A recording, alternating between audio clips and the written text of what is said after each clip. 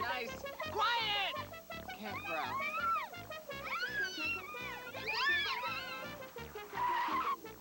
So, hey, dude, which way to Heritage USA? Yeah, like I heard they got like a water park, water slides, everything, the whole bit. Gnarly, dude, so which way? Really?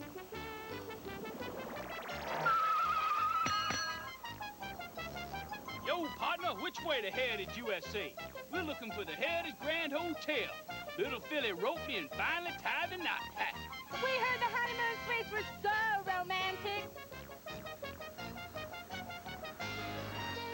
No matter where you're from or what you like to do, if you're looking for fun, excitement, or just relaxation, ask somebody how to get to Heritage USA.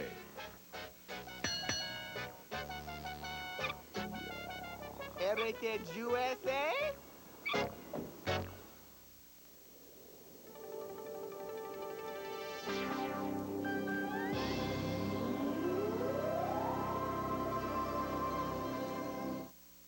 Today is going to be a very, very special program. Doug Oldham is here, Ron Aldridge, the PTL singers, Sam Johnson, the pastor of Heritage Church. And today we have some exciting news about what happened yesterday as we're attempting to find new partners for this ministry. It's fantastic what happened. But before we go into all of that good stuff, we have something legal that we need to communicate with you. Frank Gamble is standing by. This is by order of the federal court where Heritage Village and this ministry is in Chapter 11. Frank Gamble will say something to you. We'll come back and make a comment as well. Frank Gamble. This is an important legal announcement for all the PTL lifetime partners. Each of you should take a pen and a piece of paper and write down this important information. On July 6, 1987, Judge Rufus W. Reynolds ordered that this information be broadcast on the PTL program.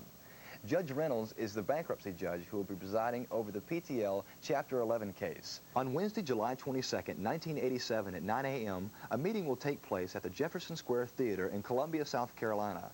The Jefferson Square Theater is located at 1801 Main Street. At this meeting, one of PTL's officers will be available to answer questions by PTL's creditors, their attorneys, and other persons having legal interest in PTL's case. While lifetime partners may attend the meeting, failure to attend will not affect any rights the lifetime partners may have. PTL has taken the position that lifetime partners have no legally recognized interest in PTL's property and no right to receive money from PTL. Any lifetime partner who wishes to make a claim against PTL must file an initial claim form on or before November 1, 1987. The claim form should state the following. Number 1, the lifetime partner's name, mailing address, and telephone number. 2, the amount contributed to PTL as a lifetime partner. 3, the dates or dates of the contributions. And number 4, the specific rights the lifetime partner claims to have. The form shall state that it relates to the PTL case number 87-01956, and it shall be signed by the lifetime partner under oath under penalty of perjury. Claims are to be filed by mailing them to the following address: PTL Claims Clerk, P.O. Box 168, Columbia, South Carolina, 29202. Claims must be received by November 1, 1987. If you would like the court to send you a blank claim form, write the PTL Claims Clerk at the address on the screen and send a stamped self-addressed envelope.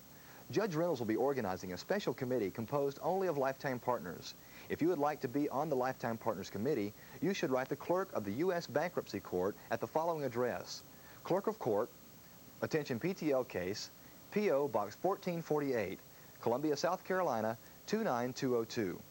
Your letter should provide the following information: your name, your mailing address, the amounts contributed as a lifetime partner, and the dates of the contributions. Your letter must be received by the clerk on or before July 20th, 1987. If you seek to be on the committee, you will be expected to attend an organizational meeting to be held in Columbia on a later date. This announcement will be repeated on the PTL program through Monday, July 20th. Thank you, Frank. And what you've just heard sounds, I'm sure, like a lot of legal semantics to you, and in fact it is that. But I want you just to look in and watch in as I go out with our live audience here today at the PTL show, as we try to communicate what you've just heard really, really means. Good morning. Good morning. You've just been listening to something that I know bores you, but it is necessary, and yesterday after we went off the air, I took the time to come out and tell you what the Frank Gamble announcement from the federal court means. And some people said, hey, why don't you do that with a television audience? It's a sensitive thing, but I never have been afraid of sensitive things. And so I thought I would take just a few moments before we go into the positive side of our program to share with you what Frank was just saying.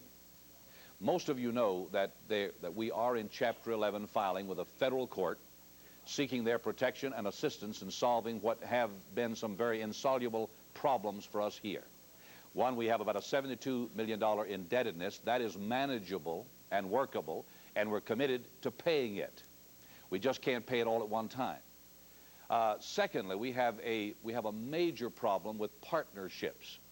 We have sold, as best we can determine, somewhere between $100 million and $180 million worth of those partnerships. That $100 to $180 million was called a lifetime partnership and was intended to be a contribution to the ministry, for which the ministry, again as a contribution, a gift, provided 4 days and 3 nights in the Heritage Grand, and if and when the towers are finished, and we're committed to doing that, the same thing there. The problem is that we have oversold by 325%. That is, we have 3.25 families waiting per room per night forever, and that's with the towers finished. It's like 600% without the towers, and by God's grace we plan to finish the towers, but they're not finished now. Now, what I've just said to you is a mathematical impossibility. It doesn't work. And so we needed someone more powerful than we to define and describe for us what really exists, because there are some persons who believe they were not making a contribution for a lifetime membership, but they were rather buying a timeshare. Now, there's a big difference. If there are $180 million in timeshares purchased, then there's $180 million of indebtedness for this ministry on top of the $70 million I just mentioned. And clearly that's the end of the ministry as far as I could determine. I don't know how we would repay that. Most of the partners we deal with don't believe they own the ministry. They believe they have contributed to it, gave it to the Lord, and feel that this came from my heart to God's heart, and I'm trusting the ministry now to do for us what is ethical and morally right and so forth. And our desire is, I'm sorry, sir, this is a church service, sir. Thank you. We have a few like that. We have a few here. We have 1 or 2 like that here. But thank God. Amen. Thank you for your support. Amen. We're giving up no ground. Amen. We got cause we're fighting for. Never, we're not gonna take no more than no ground. We're giving up no ground. We're absolutely, positively glory bound. And we're not giving up no ground. Not this much. Can you feel the lateness of the hour?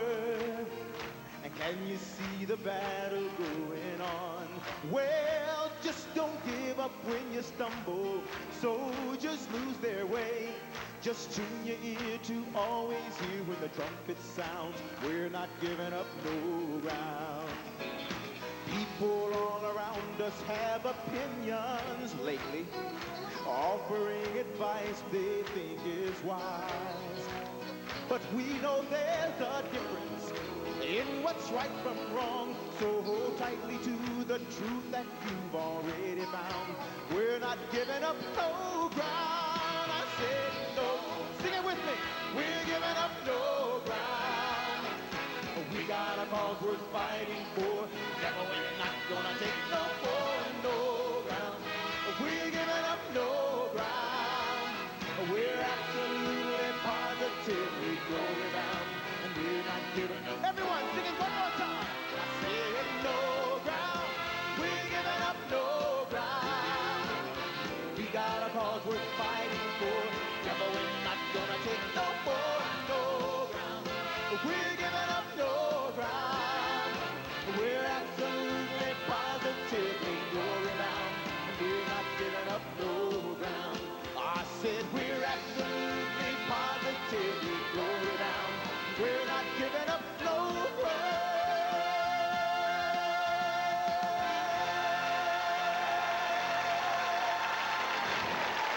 Now, thank you. Now, Derek, God bless you. Derek did, I know you are, Derek did that to give the brother time to vent his spleen and leave. But let me say to all of you, most of the partners, and we've heard from most of them, believe they were giving to the Lord and believe that we're going to do what's right with them.